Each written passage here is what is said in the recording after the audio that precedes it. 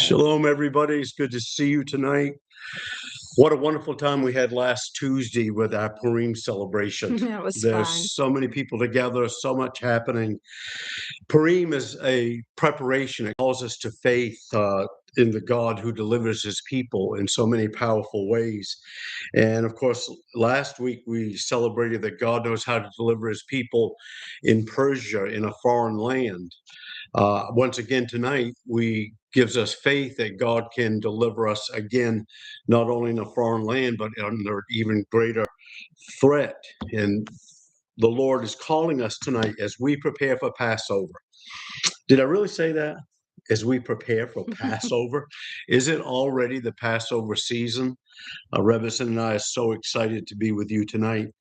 We're going to be talking about why Passover every year is so important for each of us, so that each year raises the expectation level and each year raises the responsibility level to seek God for a new step of faith. The Lord is really speaking to us about how yesterday's history and today's happenings come together. Where do we find confidence in life? We find confidence in life when we build on credibility. The credibility of a person's words and a person's actions, and the likelihood of the probability and credibility of the outcome of that one's words and that one's actions. And so we're going to begin Passover with talking about history, because it was and is, but first, it only is because it was. I'm not going to go try to figure out that little statement. It is because it was an event in history. And Exodus chapter 6, verses 1 through 8 gives us the historical outline. Revison, would you read Exodus 6, 1 through 8? Adonai said to Moses, "Now you will see what I am going to do to Pharaoh. By way of a strong hand, he will let them go and drive them out of his land." God spoke further to Moses and said to him, "I am Adonai. I appeared to Abraham, to Isaac, and to Jacob as El Shaddai. Yet by my name, Adonai, did I not make myself known to them? I also established my covenant with them to give them the land of Canaan, the land of their pilgrimage where they journeyed. Furthermore, I have heard the groaning of Bnei Israel, whom the Egyptians are keeping in bondage, so I have remembered my covenant. Therefore say to Bnei Israel, I am Adonai, and I will bring you out from under the burdens of the Egyptians. I will deliver you from their bondage. I will redeem you with an outstretched arm and with great judgments. I will take you to myself as a people, and I will be your God. You will know that I am Adonai, your God, who brought you out from under the burdens of the Egyptians. I will bring you into the land that I swore to give to Abraham, to Isaac, and to Jacob, and give it to you as an inheritance. I am Adonai. Okay. He makes a promise in history to work it out in history. Even at times when the people rebelled against him and a certain generation of Israel were not faithful to him, that a certain generation of Israel may not have been faithful to him, or certain people in that generation did not nullify his promises at all. What God says in history is going to happen in history.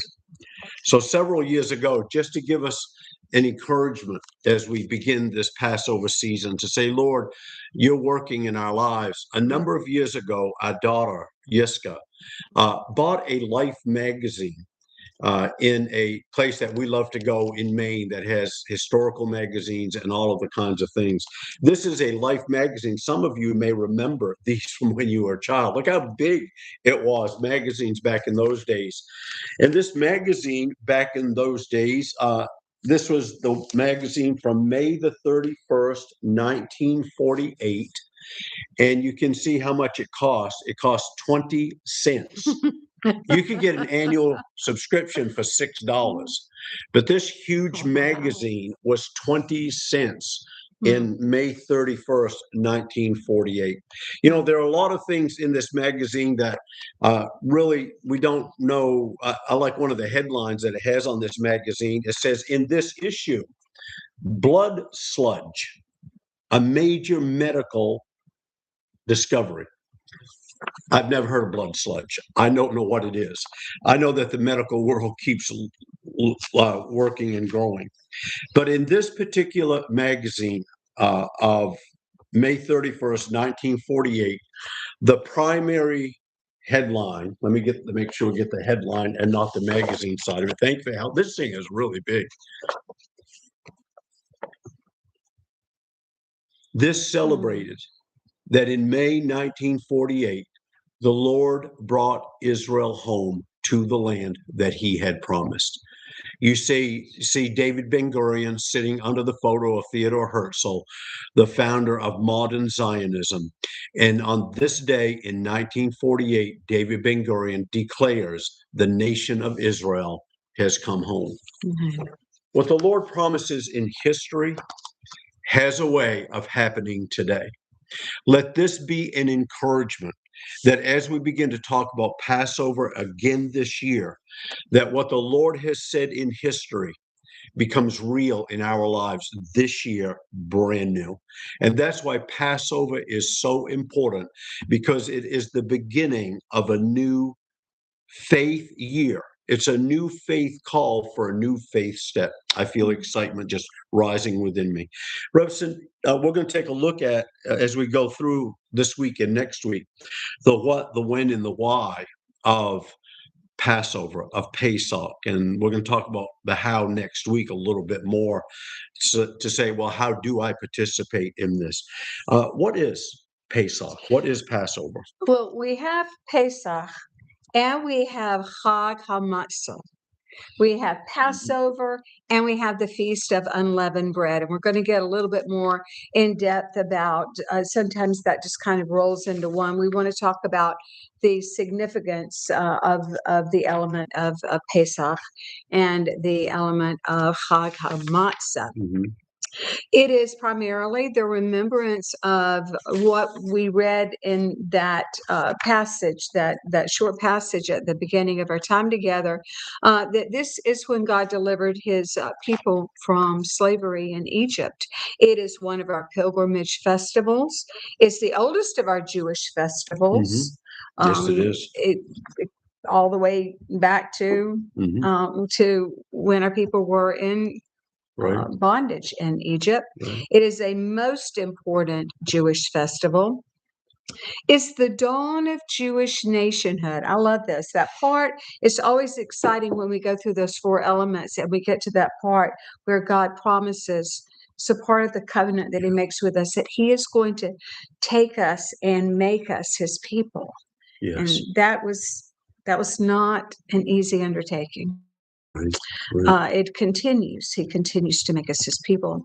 But this is the dawn of Jewish nationhood. It's the birth of Israel as a people. Yes. We have the memory, the history of our people prior.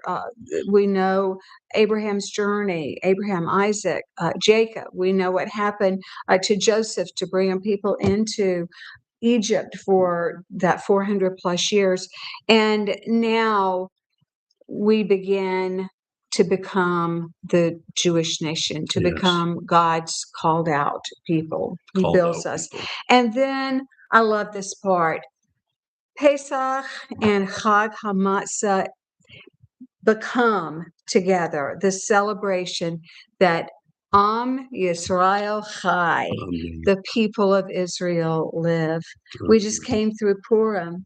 Before Purim, we had Hanukkah, where there were those elements that wanted to destroy the people of Israel, Am Yisrael. Right. And we saw how God, in his great mercy and his chesed, his loving kindness, saved us. Yeah. And redeemed us and kept us. And now, once again, we're going to go through this process in Pesach, in Passover, in the Feast of Unleavened Bread. Amen. So it is a time for a new beginning, not just for the beginning of a spiritual life, but it's the new beginning of a chapter of spiritual life, this year of spiritual life. And we know that Rosh Hashanah is a civil year. It's like we take account of the kingdom, of how we're doing. But how we're doing must arise out of who we believe in and what we believe. And that's what Passover is. Who is God for us? And what can God do? And he calls us to another step of faith. The Bible also gives us direction on when Passover happens in Exodus chapter 12, verses 1 through 3. This is historically what happens. The Lord said to Moses and Aaron in Egypt. Now Adonai spoke to Moses and Aaron in the land of Egypt, saying, this month will mark the beginning of months for you. It is to be the first month of the year for you. Tell all the congregation of Israel that on the 10th day of this month, and then he's going to go on to talk about the things that we're going to do. We'll do a lot more about that on the coming two Shabbats. So there's something that is a beginning. It's the first month of the year. And God is calling us to this. In Leviticus chapter 23, it's for all times in their appointed seasons.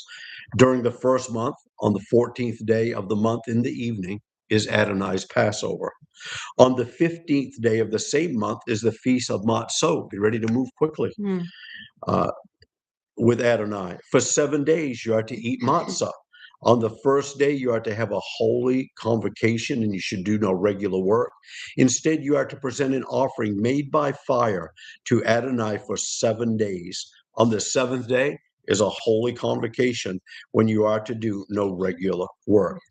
For many traditional Jews, it's 8 days long. And for most diaspora Jews, the first 2 days and the last days are full holy days when no work is done. So there are different traditions for different approaches to it. But the bottom line is it begins with faith and it ends with a faith that calls us to begin counting up through the time of the Omer to the harvest that God has for us. In the middle, they're kind of like semi-holidays, Kol HaMoed, the days in the middle, but the days in the middle are so very, very important. So the Lord has a specific time in our calendar every year when he says, I've got something new for you this year. And we're getting ready for it at Congregation Beth Judah. I hope you're getting ready for it in your own life and in some way in your own home. Well, why do we do it? Why are we doing all of this amazing preparation? Rabbi, medicine? so you should ask. I hope all of you said that with me together. And it's so true. Yes, it Why is. do we do this? So you should ask. So you should ask. So all of you children should ask. So all of those who come our way should ask. So all who see us involved. Yet again, you did this last year. You did it the year before. Why are you doing it this year? Well, so you should ask. God says it is to be an ongoing remembrance. We are to keep this, just like the Shamru, and you shall keep. But that doesn't mean that you just hold it, that you just hang on to it. It means you guard it. Yes. You watch over it. You put a boundary around it so that those things that would decide or desire or attempt to divert us or distract us will not be able to do so. We're going to keep this that God has told us to keep. So why do we do this? Well, in Exodus 12, verses 24 to 27, we hear the call to an eternal observance. Yes. What kind of observance? An eternal observance. And how shall this be accomplished? We hand it on to our children. It's Lador Vador. It's from generation to generation. Yes. You always hear when Rabbi and I talk about the generations, when we talk about those who have come before, it's with passion and it's with such respect and such honor because they paved the way. They remained faithful. They observed, they kept Yes. And we're able to pass it on to us.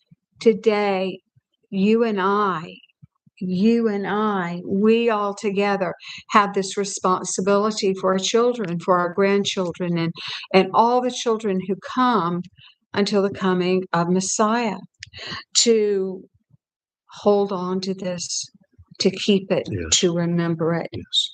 Exodus 12, verse 15. This day This day. is to be a memorial for you. You are to keep it as a feast to Adonai throughout your generations. You are to keep it as an eternal ordinance. There's not a lot of wiggle room in that. There's no ambivalence or ambiguity, I should say, in that. God says you do it. You do it every year at this appointed time. This is a time set apart for you to do this. And he tells us just how to do it. Why do we do this, Rabbi? Year after year after year, we do it because we desire to obey the voice of Adonai. We hear him because we are listening intently in order to hear him. And we know that listen, hear, also obey. Yes. That's Shema. The Hebrew word for obey is the same as the word Shema. Obedience begins with hearing. That's beautiful, Revison, the way you approach that at that point in time. So we're beginning. As we begin to wrap up, historically, there are cues in the Bible that we have worked out for thousands of years as history's object lesson. And we need to also know this tonight, beloved. This is history's oldest continuing spiritual event upon the face of this earth. Wow. This one, this day, is history's oldest continuing spiritual event. Why has God kept it alive? For you this year. He has something new for you. In Leviticus chapter 23, verse 5, it says, during the first month, on the first day of the month in the evening, Adonai's Passover. On the 15th day of the same month is the feast of matzot to Adonai.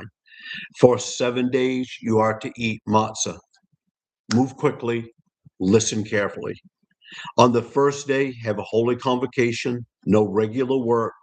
Present an offering made by passion, made by fire to Adonai for 7 days. And on the seventh day is a holy gathering, no regular work, because God is about to work. In Exodus chapter 12, this day is to be a memorial for you. You are to keep it, watch over it, observe it as a feast to Adonai throughout your generations. You are to keep it as an eternal ordinance. We are to eat matzah. We're to gather together in this experience.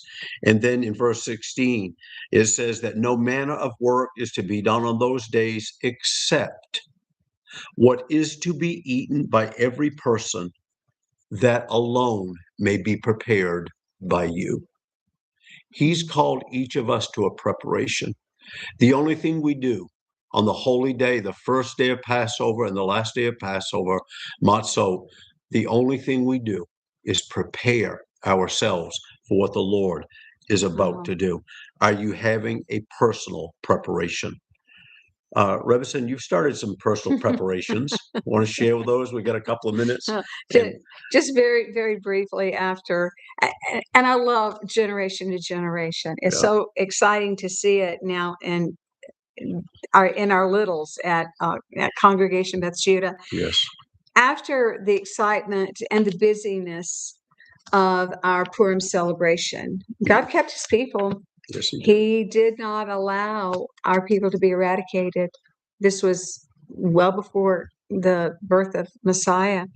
The lineage had already been designated, and there was that plot to wipe out all of those who were in this direct line. We celebrated that God kept us, that he saved us by his hand that didn't appear to be moving. He was orchestrating everything. The hidden became unveiled, and his hand moved. The day after, the morning after, the busyness and exhaustion, our dear daughter, who lives this with great passion, came in with her cup of coffee as I was drinking my cup of coffee in a very tired state of being and said, "So, Ema, let's get started with Passover." And we did. And We have had joy as well as tiredness in beginning preparations for our mishpacha of Beth Judah, and I can't wait to share some of those preparations with you when we gather together each Shabbat and when we gather together on our Tuesday night studies. But yes, we begun at Congregation Beth Judah, and I began to pull things together that might be meaningful for us tonight. I don't want to talk about these things. I want to ask the question, how are these things connected? All of the things that I'm just going to hold them up. I'm going to try to refrain from saying anything. I'm excited about this time of year, but I ask you the question, how are they connected? Because we don't live in these isolated moments with these isolated artifacts. It's all connected. Yes. That's the beauty of our God who is one. He is bringing completion. He's bringing wholeness. So this very disparate group, seemingly all over the place, objects that I'm going to show you are very definitely connected. Yes. So how are they connected?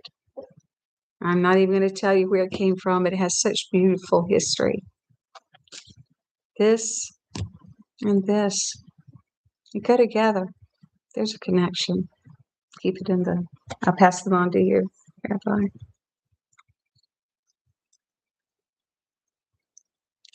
What is the meaning? What does this have to do with Passover? Mm.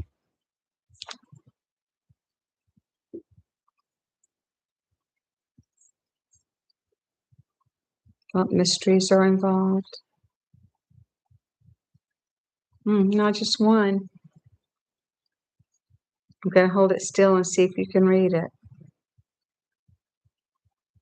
It's right over, I think it's right over my face or your face, Rabbi.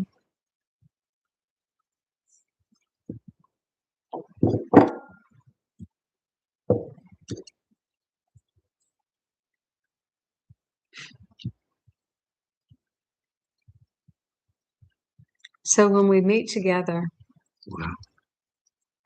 if you can tell me what those items have to do with one another, I'll be so happy to hear you. Have a few books very quickly to show you. You drink Maxwell House? They've been good to our people. You read the title of this one and you say, it's just not so. Not a CBJ. No. We did that one 5 years ago when we did our one live stream. This one, got this for Rabbi a few years ago. Are you familiar with dry bones? Love this one for our generations. Rabbi, I have trouble trying to hold this up right. In every generation. Yes. You're doing great. And this is a great final one. I'll be reading a lot in this one over the next days. We're going to be sharing with you. There's such depth in all of this, beloved. Are you beginning to hear a stirring, a calling, a drawing? After all the decades we've done this, I had this excitement inside of me, this fire, so much for the Lord to speak and to listen and to hear for us. In Yeshua's, in Luke chapter 22, it says, when the hour came, which means there was an appointed time that Yeshua gathered his disciples around that table. And he said, only one thing I'm going to mention tonight. He said, I have eagerly desired to eat this Passover with you. I believe our leader, Yeshua, eagerly desires to eat this Passover with you. We'll talk more about where he was going with that, because it wasn't simply about the past. It wasn't simply about the present, because Jerusalem was destroyed again just 40 years later. Wow. It's also about the future. He eagerly desires to eat this Passover with us so that he can tell us about the future. Thank you, Yeshua. Amen. In this magazine, there's a picture of Jerusalem. Those of you who have been to Jerusalem in recent years, this is what Jerusalem looked like in 1948. You see the walls in the background. The walls are there. Jerusalem wasn't built up at all like we know it today. Look on this side, Rabbi, Yeah. there's Jaffa Gate. We've gone in and out of that gate so many times. You can see how much building there was to do. Wow. In the Amidah, 3 times a day, there's a praise to God. Baruch atah Adonai bonei Yerushalayim. Blessed are you, O Lord, builder of Jerusalem. Yeshua gave us a promise just before Jerusalem was destroyed. The promise is, when God makes a promise, he carries it out. I have one question for you. Are you prepared for this Passover? Are you listening to the voice of God? He has a question for us. Great to be with you tonight, and with you as well, and all of you. This is such a joy. I miss it when we are when we are not able to interact this way. I look forward to our time being together as well. Do have a very quick announcement. Yes. We have met. We're at capacity for our congregational and community Passover Seder. We're starting a waiting list as of today. So if you have not yet been able to get your tickets, go ahead and get on that waiting list. And if should things open up, then we'll contact you immediately. It's first come, first served. We're 3.5 weeks out, and there's such a hunger, such a desire. So prepare as well as you can. Yes, we actually went over just a little bit of that that hard and fast line. That's all we're going over, is just a little bit. May God bless you and keep you tonight. Amen. May the excitement and the joy of a new step of faith be yours. It was fun to do this with you tonight. I enjoyed it too, Rabbi. We'll see you on Shabbat. Shalom, shalom.